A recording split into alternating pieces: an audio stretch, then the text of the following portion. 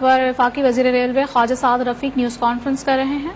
بالکل ہم اس چیلنج کو قبول کرتے ہیں۔ 2 دن نہیں، دن بڑھائیں آپ، اور آپ پھریں اس شہر میں، ہم بھی اس شہر میں پھریں گے، تو انشاءاللہ پھر دیکھیں گے کہ یہ شہر کس کے ساتھ سٹینڈ کرے گا۔ یہ جو ضمنیاں آپ نے 2 طرف جیت لی ہیں نا، اس سے اگر آپ کی طبیعت خراب ہو رہی ہے یا آپ بیلنس لوز کر رہے ہیں تو بیلنس لوز نہ کریں، کرتے ہیں تو کرتے رہیں، ایسا نہیں ہے۔ یہ جو جس طریقے سے آپ جیتے ہیں، یہ جیت ہمیں معلوم ہے کہ ہم لارجر پاکستان کے انٹرسٹ میں کہ ڈیفالٹ نہ کر جائے، جسے آپ ڈیفالٹ کروا گئے تھے اس کو بچاتے رہ گئے۔ ہم نے آپ کا بوجھ اپنے سر پہ اٹھایا، اس لیے کہ اگر بوجھ ہم نہ اٹھاتے تو کون اٹھاتا؟ ماضی میں بھی ہم پاکستان جب مشکل میں رہا وہ بوجھ اٹھاتے رہے، مگر اس بار گناہ آپ کے تھے اور ان گناہوں کی سزا بھی آپ کو ملنی چاہیے تھی، تو سزا آپ کو ملے گی، کچھ عرصے بعد مل جائے گی۔ یہ نہیں ہے کہ لوگ جو ہیں وہ ان کو شعور نہیں ہے، اور یہ نہیں ہے کہ آپ سوشل میڈیا بریگیڈ بنا کے اور کروڑوں اربوں روپے کی انویسٹمنٹ کر کے اگر گمراہوں کا ایک گروہ پیدا کر لیں گے تو آپ سمجھیں گے یہ گمراہی جو ہے یہ طول کھینچ جائے گی۔ ایسا نہیں ہوگا، آپ کو برابر جواب ملے گا۔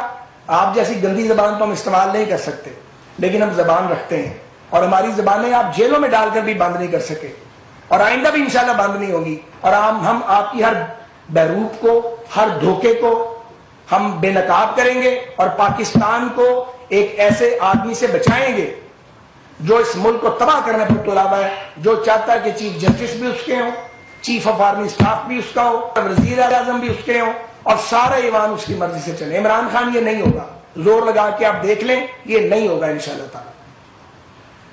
تو میں یہ سوال بھی آج پھر دہرانا چاہتا ہوں، اور اب روز دہرائیں گے ہم، کہ الیکشن کمیشن آف پاکستان بھی یہ بتائے کہ فارن فنڈنگ کیس کا فیصلہ کتنے سال بعد کرنا انہوں نے، اور اس میں کیا امر مانے ہیں، اور یہ پوری قوم اس کا جواب مانگتی ہے۔ اس کی گالیوں سے آپ لوگ ڈرے ہوئے ہیں، اس کو تو گالیوں کے سوا آتا ہی کچھ نہیں ہے۔ جتنے مرضی فیر ہو جائیں آپ اس کے ساتھ، یہ گالیاں ہی دے گا۔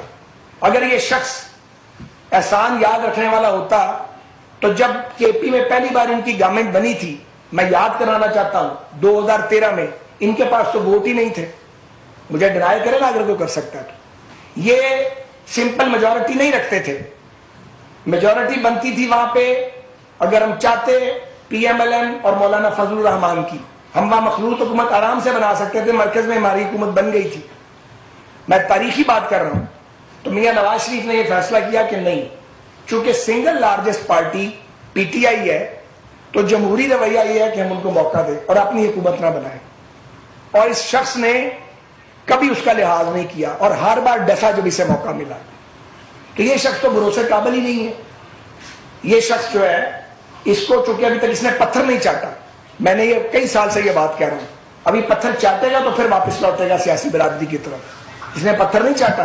خان صاحب آپ کے ساتھ تو ہوا ہی کچھ نہیں، آپ کو تو کسی نے چھو منتر بھی نہیں کہا، ہمارے تو آپ نے گلے ناپ دیے تھے اور ہمیں جیلوں میں اور پھانسی کی کوٹریوں میں ڈال دیا تھا، اور جب ہم آئے تو ہم نے تو آپ کی طرف وہ پیش قدمی نہیں کی، کیونکہ وہ ہمارے ایجنڈے کا حصہ نہیں تھا۔ آپ ایسے ڈرے ہوئے تھے مجھے پکڑ لیں گے، جیل میں ڈال دیں گے، پتہ نہیں کیا کیا ہوگا میرے بارے میں۔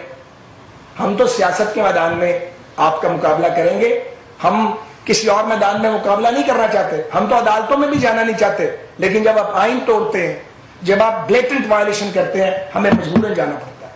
اور ایک اور بات جو ہم مسلسل کہتے رہیں گے، اور میرے باقی ساتھی بھی یہ دہراتے رہیں گے، یہ بات مولانا فضل الرحمان صاحب نے بھی کی ہے کہ 63A پر جب صدارتی ریفرنس آنریبل سپریم کورٹ میں بھیجا گیا تو اس کی جو وضاحت کی گئی ہے، ہم سمجھتے ہیں کہ وہ انصاف اور آئین کے تقاضوں سے متصادم ہے، اور وہاں supreme court of Pakistan, supreme court bar ایسوسی ایشن کی پٹیشن پڑی ہے ریویو کی، اسے لگنا چاہیے۔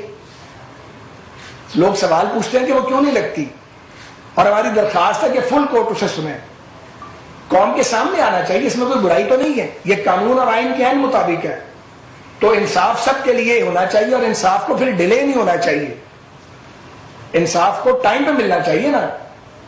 ہم ملک مضبوط کرتے رہ گئے، ہم دیوالیہ ہونے سے ملک بچاتے رہ گئے، اور فیصلے آ گئے اور ہمیں ضمنی الیکشن میں دھکیل دیا گیا۔ 140 روپے ڈیزل بڑھ گیا تھا، ہم نے اپنے لیے بڑھایا تھا، وہ 140 روپے ہمارے گھر نہیں جانے تھے، ریاست کے خزانے میں جانے تھے۔ ہم اس کے گناہ صاف کرتے رہ گئے، ہم ملک بچاتے رہ گئے، اور ہمیں ضمنی انتخاب میں دھکا دے دیا گیا تو کوئی بات نہیں, ہم نے وہ لڑا ہے. یہ مشکل ترین الیکشن تھا, میں آپ کو عرض کروں, کیونکہ لوگوں کے پاس تو روٹی نہیں ہے کھانے کے لیے. عام آدمی یہ سمجھنے کے لیے تیار نہیں ہے کہ ملک دیوالیہ ہو رہا ہے, دیوالیہ نہیں ہو رہا ہے. اسے تو ایک وقت کی روٹی نہیں ملتی, جب وہ 2 نوالے بھی اس کے 1 نوالا رہ جاتے ہیں تو ظاہر ہے اس کو وہ تکلیف دیتی ہے بات, وہ ریئیکٹ کرتا ہے اس کے اوپر. یہ تو بہت کم لوگوں کو پتا کہ ملک چلا کہاں گیا اور اس کو وہاں سے پکڑ کے واپس ٹریک کے اوپر کیسے لے کے آنا ہے. ایک اور بات, یہ روز کہتا ہے جی سری لنکا بن جائے گا پاکستان, تو پاکستان کے دوستوں کے بدخواہ ہو, کبھی کہتے ہو ایٹم بم گر جائے گا خدا نہ خواستہ, کبھی کہتے ہو 3 ٹکڑے ہوں گے, کبھی کہتے ہو فوج ٹوٹ جائے گی. کتنے بے شرم آدمی ہو, کس بے حیائی کے ساتھ یہ باتیں کرتے ہو. کبھی کہتے ہو سری لنکا بن جائے گا, یہ سری لنکا خود چاہتا ہے یہ بنے. یہ پولیٹیکل انسٹیبلٹی پیدا کیا عمران اور اس کے شیطان سے ساتھیوں نے, تاکہ پاکستان اپنے قدموں پہ کھڑا نہ ہو. میں پوچھتا ہوں, نو کانفیڈنس جو کیا کیا وہ آئین کے مطابق نہیں ہے؟ کیا جب ہم نے اس کو ڈسٹ لانچ کیا ہے, نکالا ہے وہاں سے, تو ہم نے تمہاری پارٹی کا کوئی ووٹ استعمال کیا تھا وہاں پہ؟ آپ کے تادی چھوڑ کے آئے تھے اور ڈنکے کی چوٹ پہ چھوڑ کے آئے تھے. اگلی بات, یہ کہتا ہے جی نیوٹرلز. اب یہ فوج کو کہتا ہے کہ وہ نیوٹرل کیوں ہے, یہی بات ہے نا. تو اگر پاکستان کی فوج نیوٹرل ہے اور خود تم مان رہے ہو کہ وہ نیوٹرل ہے, تو کیا اسے نیوٹرل رہنا نہیں چاہیے؟ کیا اسٹیبلشمنٹ کو امپارشل نہیں رہنا چاہیے؟ کیا وہ آئین کے مطابق ایکٹ نہیں کر رہے؟